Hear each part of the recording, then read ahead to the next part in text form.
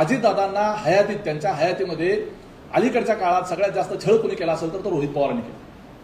अजितदादांना प्रचंड मानसिक त्रास जर कोणी दिला असेल तर रोहित पवारांनी दिला. हे तुतारीचे आमदार आहेत आणि पवार साहेबांच्या पक्षाचे आमदार असताना त्यांचं सगळ्यात जास्त लक्ष जर कुणावर आहे तर ते आमच्या पक्षावर आहे. मी अतिशय जबाबदारीने एक अजितदादांचा जवळचा कार्यकर्ता आणि त्या परिवाराच्या अत्यंत जवळचा असल्याचा कार्यकर्ता म्हणून मी त्या ठिकाणी सांगू शकतो.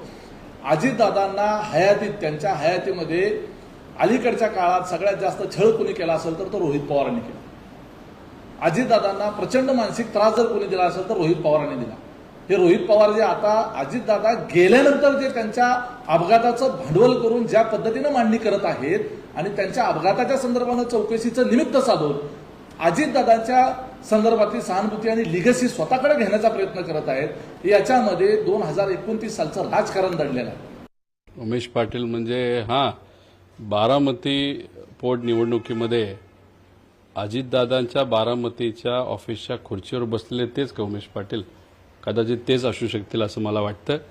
विषय एवढाच आहे की पूर्वी काय झालं कसं झालं याच्यापेक्षा जेव्हा शेवटचा दादांचा काळ होता 4-5 महिने, दादांबरोबर कोण होतं इलेक्शनमध्ये फिरत असताना? तुम्ही पिंपरी चिंचवड घ्या, पुण्याचं इलेक्शन घ्या, जिल्हा परिषदचं इलेक्शन घ्या, तेव्हा आम्हीच होतो ना.